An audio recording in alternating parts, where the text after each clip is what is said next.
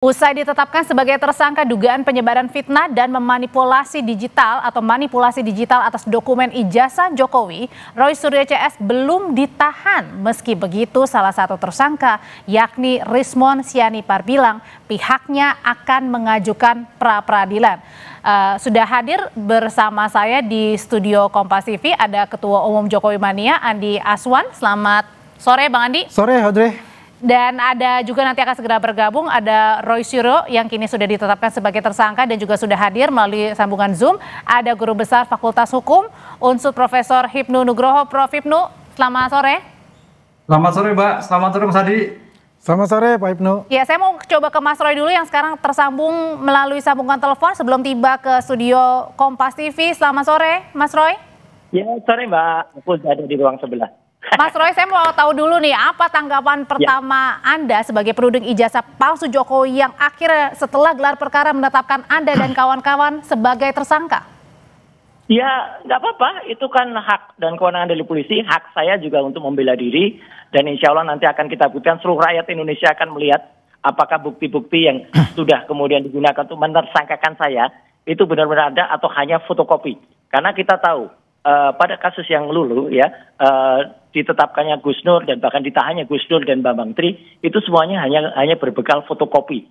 Lah ini kan dahsyat. Apakah di era dulu 2 orang kemudian dipidana ya di era Jokowi, apakah sekarang di era Prabowo ya 8 orang akan kemudian dipenjara hanya gara-gara fotokopi dari ijazah Jokowi? Saya tetap yakin ya nanti dia tidak akan menunjukkan ijazahnya di sidang karena berkali-kali ada sidang ya, dia tidak pernah dan mangkir gitu aja, bahkan bohong ya, berkali-kali dia bohong juga. Jokowi itu apa? Berarti ya sampai sekarang Anda masih setelah ditetapkan sebagai tersangka Anda masih yakin bahwa ijazah Pak Jokowi tidak asli?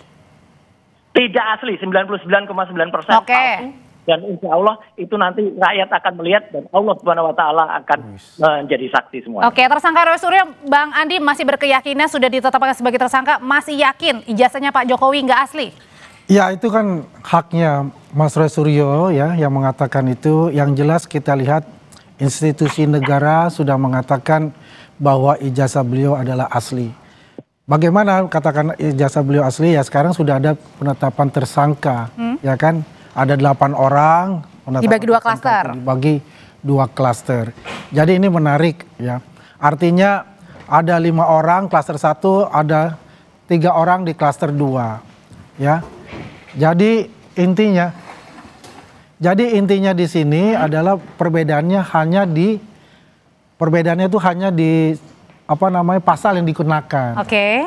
Ada pasal 160, terus ada pasal yang di luar yang pasal 160 itu di klaster yang kedua. Ya pada dasarnya ya kita juga menghormati apa yang telah dilakukan oleh Mas Roy Suryo dan kawan-kawannya itu dalam arti pembelaannya nanti ya mau melakukan pra-peradilan itu adalah hak konstitusi yang dilindungi negara juga. Oke, apa benar Mas Roy Suryo dan kawan-kawan ini akan mengajukan pra-peradilan? Nah kalau ini saya asli datang ada fisiknya. Kalau yang tadi ijazahnya itu nggak asli. Tapi sudah ditetapkan sebagai tersangka Mas Roy. Nggak apa-apa. Yang namanya tersangka itu 1 tahapan. Wong saya tersangka nanti mungkin kalaupun jadi terdakwa. Kalau nanti terus lagi misalnya jadi terpidana, ada yang terpidana 6 tahun aja masih bisa menghina hukum seenaknya dada-dada. Tapi nggak takut Mas Roy? Apanya? Nggak takut nih nanti? Yang saya takut dan teman-teman takut adalah kuasa Allah Subhanahu Wa Taala. Kalau hanya dengan bukti-bukti yang zalim kayak gini, ya kita akan lawan. Lawan termasuk dengan mengajukan pra-peradilan? Ya, itu nanti adalah salah satu apakah kita mau praper atau tidak, tunggu tanggal mainnya. Kenapa harus ada? Apakah dengan pra-peradilan menunjukkan bahwa kemudian juga Anda takut? Oh, enggak juga. Jadi yang namanya praper itu hak. Apakah nanti praper? Apakah nanti misalnya ada upaya lain? Misalnya ada. Terus kemudian nanti tiba-tiba ternyata ditemukan kebohongan yang dilakukan oleh UGM misalnya. Ya, misalnya KKN-nya itu ternyata bukan Jokowi yang ada di desa KKN. Saya sudah menemukan siapa itu orang kehutanan yang ada di KKN. Ya, nah itu nanti akan kita bongkar semua. Rakyat akan menjadi saksi, Mbak Andre dan juga Bang Aswan. Masih terus melawan nih Bang Andi, masih terus melawan kubunya. Ya kalau tidak ada perlawanan itu bukan Roy Suryo. Itu ciri-ciri khas beliau ya. Kita hargailah apa yang dilakukan oleh Mas Roy Suryo itu udah hak konstitusi beliau. Dengan keyakinan kita itu terhadap apa yang yang dikatakan oleh semua institusi negara termasuk penerbit ijazah itu adalah UGM mengatakan itu sudah final, itu artinya ijazahnya beliau asli dan beliau hadir berkuliah karena banyak sekali mungkin lebih dari 100 barang bukti ketika beliau baru masuk sampai beliau selesai dalam studinya dan di wisuda, yang kemungkinan tidak ada satu barang aja yaitu karcis bisnya waktu dia kuliah. Dan barang buktinya nggak cocok semua, katanya sarjana, barang buktinya sarjana muda, biaya pembiayaan semesternya hanya sampai semester 2, KKN-nya tidak cocok waktunya. Itu kan bisa kan dilihat dari UGM, kan UGM sudah mengatakan kita punangi dari 1 sampai akhir, nanti UGM dibuka kalau oknum di pengadilan. Nggak apa-apa buka. Ijazahnya ada nggak di pengadilan? Kalau gitu saya mau nanya ke Prof Hipnu. Prof Hipnu sebenarnya di mana sih unsur pidananya, padahal ini kemudian tadi berkelit bahwa Mas Roy bilang bahwa ijazahnya ini diambil dari media sosial ya, salah satunya. Itu makanya mohon maaf untuk Pak Kapolda ya, Pak Irjen Asep ya, tolong nasihatin benar abuannya benar nggak? Informasi yang masuk ke Irjen Asep, saya mengedit ya, saya dan pada itu mengedit kemudian ijazah, kemudian mengedarkan palsu. Wow, itu kebohongan publik. Tidak ada yang namanya kami mengedit sama sekali. Jadi ini jangan menimbulkan kesalahan, dan karena gara-gara diedit itu katanya itu yang menjadi alasan unsur untuk penetapan menjadikan tersangka. Salah besar Bapak. Jangan mau ditipu anak buah Bapak. Kalau gitu menurut Prof Hipnu sendiri di mana unsur pidananya sehingga membuktikan bahwa Roy Suryo CS ini masuk dalam unsur pidana, termasuk juga dengan pengenaan pasal Undang-Undang ITE dalam kasus ijazah palsu Pak Jokowi ini, tudingan? Ya, gini Mbak. Ini yang menarik. Jadi pertama kan 310, 311 dalam KUHP. 310 itu sebagai pencemaran nama baik. Pencemaran nama baik itu bersifat subjektif terhadap pengadu, yaitu Pak Jokowi, terhadap ucapan-ucapan, tindakan-tindakan yang merasa diri Pak Jokowi menjadi tercemar. Itu yang potensi kayaknya agak sulit untuk terbantahkan. Yang agak menarik adalah yang 311. 311 ini adalah sebagai fitnah, tuduhan bahwa apa yang dilakukan itu adalah fitnah palsu.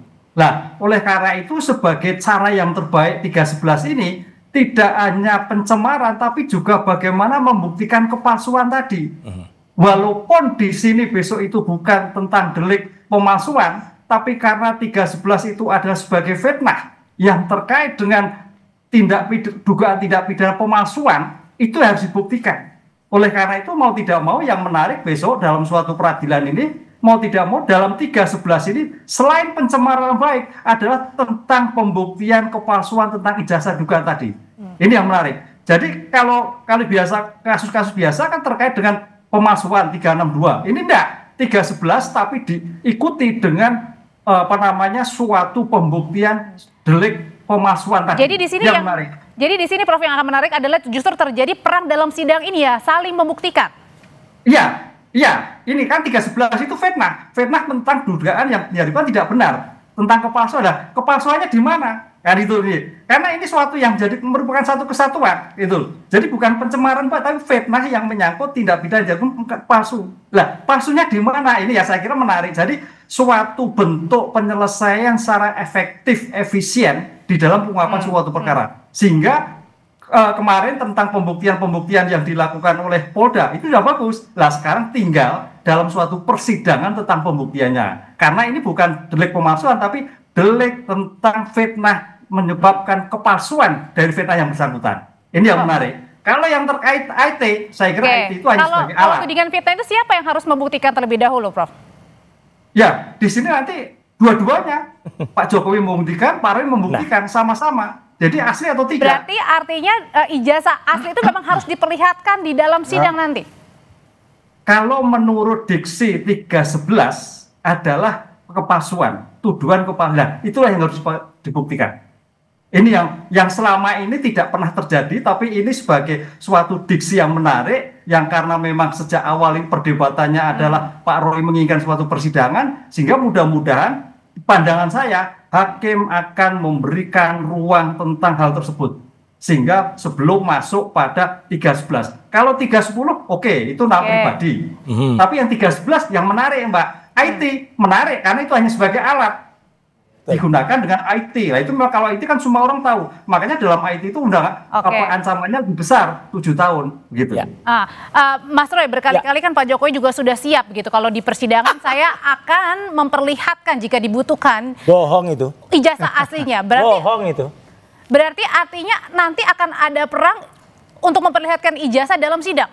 Buktikan kata-kata saya, bohong kata-kata dia. Dia berkali-kali ditantang di sidang, tidak akan berani menunjukkan dan selalu menggunakan segala cara untuk memanipulasi sidang.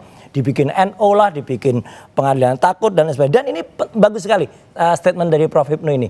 Karena sama juga dengan statement yang disampaikan secara langsung ya oleh mantan Kabar Eskrim yang namanya Pak Susno Duaji, ya.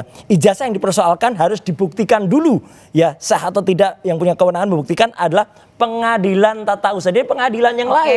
Ini nggak bisa Polda memastikan itu. Kalau ijazah produk pejabat tata usaha negara. Dan beliau menyatakan salam hangat dari Xinjiang, Cina. Barusan beliau WA ke saya. Jadi artinya terima kasih Pak Susno, terima kasih juga Pak Ugro.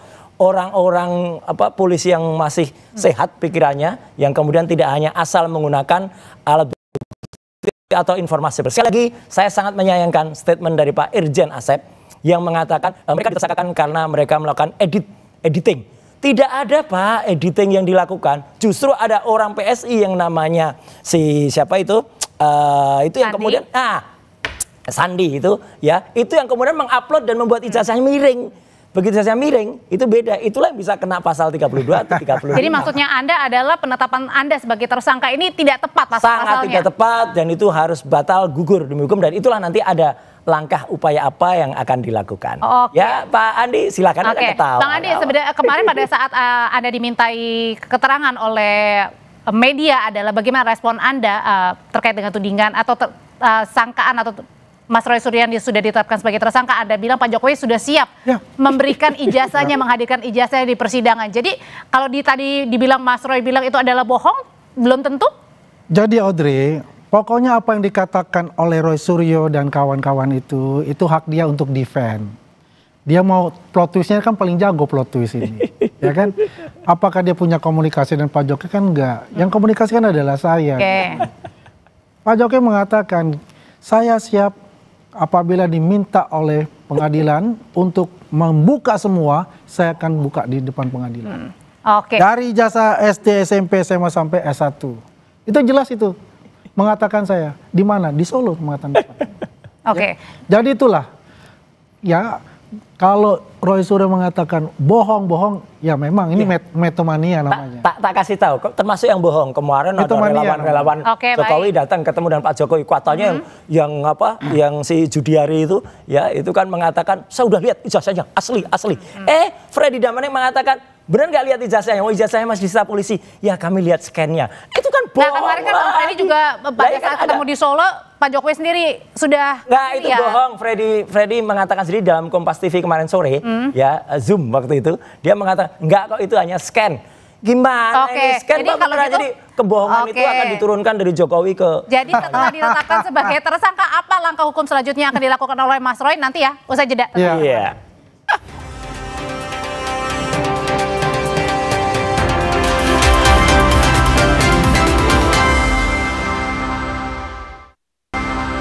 Kembali lagi di Kompas Petang, Saudara Prof. Hipnu, saya mau ke Prof. Hipnu dulu.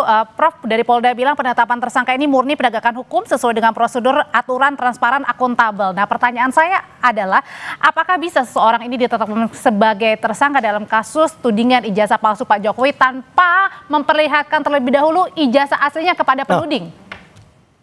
Iya, gini, ini kan dugaannya kan pencemaran nama baik, Mbak. Jadi fokusnya itu pencemaran nama baik. Sebagai bentuk pencemaran nama baik itu adalah perasaan yang dimiliki seseorang. Tapi kan objeknya ijazah, Prof. Iya, makanya nanti yang 311 tadi, itu loh. Apa yang dituduhkan itu mengandung kepalsuan, palsu atau tidak, tercemaran di situ. Jadi 310, 311 suatu rangkaian yang tidak dipisahkan. Nah itu yang menariknya gitu. Jadi ini bukan tuduhan tentang pemalsuan, tapi pencemaran nama baik akibat suatu tuduhan. Nah, oleh karena itu mau tidak mau kalau kita konsisten dengan 311 fitnah terhadap tindakan kepalsuan, ya mau tidak mau nanti hakim harus memfasilitasi. Nah, seperti ini, mana yang benar gitu loh. Jadi fitnahnya itu, oh ternyata tidak fitnah, oh ternyata fitnah. Itu nanti di persidangan dalam pembuktian yang berlakukan. Lah, kalau tentang IT, oh itu saya kira sebagai alat aja. Karena sebagai alat menggunakan semua orang tahu, makanya hukumannya lebih besar menjadi 7 tahun. Oke, tapi jadi kalau 311, karena sebagai bentuk kepalsuan tadi, ancamannya cukup berat, 4 tahun. 4 tahun. Jadi intinya pada saat memperlihatkan ijazah itu gimana, Prof? Sebaiknya harus ditetapkan sebagai tersangka dahulu, baru kemudian nanti diperlihatkan atau sebelum dulu? Ya, itu bagian dari suatu pembuktian. Nanti kan dalam suatu pembuktian ini equal, kan gitu kan. Kejaksaan, kepolisian mendalilkan suatu bukti-bukti secara subjektif mewakili negara, tapi objektif terhadap hukumnya.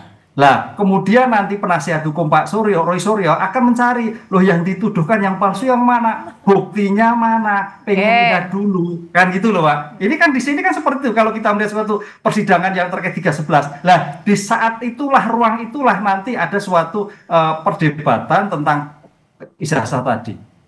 Oke, jadi Mas Roy, kalau misalnya sekarang nih Anda sudah ditetapkan sebagai tersangka, ini kan belum ya, belum dipertunjukkan ya untuk ijazah Pak Jokowi ya? Sama sekali belum dan nggak ada. Dan satu lagi, terima kasih Prof. Jadi konsennya kan 310, 311. Oke lah, kita hormati itu 310. Tapi yang jahat, kalau kata si Cinta kepada Rangga di hadapannya itu jahatnya, itu dimasukkan pasal-pasal 32 dan 35 Undang-Undang ITE yang karena kebetulan saya yang ikut membuat itu, tahu persis pasal itu adalah kalau ada seseorang membuat sesuatu dokumen yang palsu menjadi asli atau membuat sesuatu dokumen yang asli menjadi palsu. Jadi artinya Anda tidak diterima sebagai tersangka dengan pasal itu? Loh, tidak ada, karena pasal itu jahatnya apa? Itu hukumannya, ancaman hukumannya tinggi, 8 tahun dan 12 tahun. Itu pasal seludupan yang akan digunakan untuk kemudian menahan kami.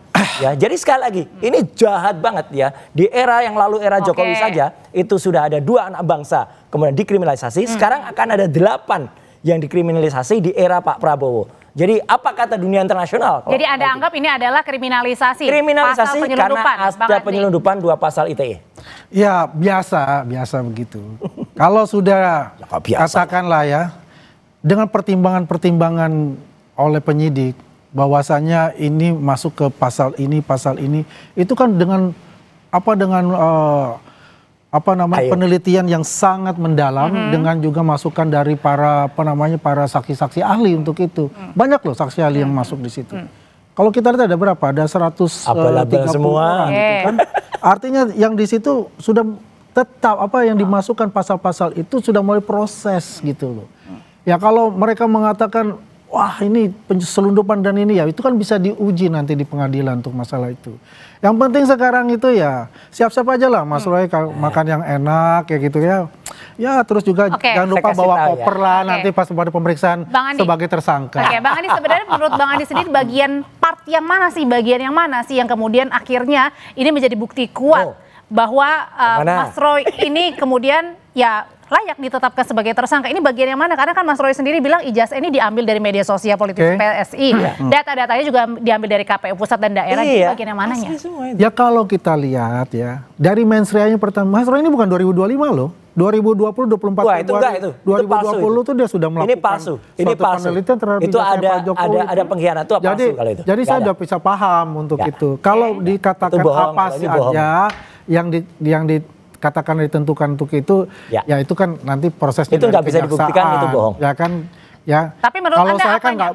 Ya kalau saya sih pasti ya itu undang-undang ITE-nya itu sangat kuat. Nah itu yang salah. Ya undang-undang ITE-nya tadi kan Pak Prof Ibnu juga mengatakan pasal 310 itu. Nah, itu juga salah satu penguatan. 310, 311 oke. Jadi yang intinya adalah ya itu saya tadi saya bilang ya udah tarung aja tuh nanti di pengadilan. Tarung tapi tidak boleh dikriminalisasi kalau pakai. Nah ini kan selalu mengatakan begitu ada setiap yang sudah di status tersangka kriminalisasi, ada kriminalisasi. Pasal penyelundupan selalu dikatakan seperti tapi tidak itu. Dikriminalisasi. Gini, seorang yang negarawan itu contohnya Yusuf Kalla. Yusuf Kalla jelas-jelas dihina sehina-hinanya oleh orang namanya Silprester waktu itu. Itu jelas ada rekamannya. Nah, tapi Pak Yusuf Kalla hanya menggunakan pasal 310 saja. Dan orangnya sudah terpidana. Ini udah luar dari konteks. Ini jelas itu udah inkrah. Itu luar dari konteks. Itu enggak konteks, itu contoh luar dari konteks ya. Dan pengecut jadi yang kita fokusnya ini Negarawan ini adalah sudah Yusuf Kalla. tersangka, Mas Jelas. Roy.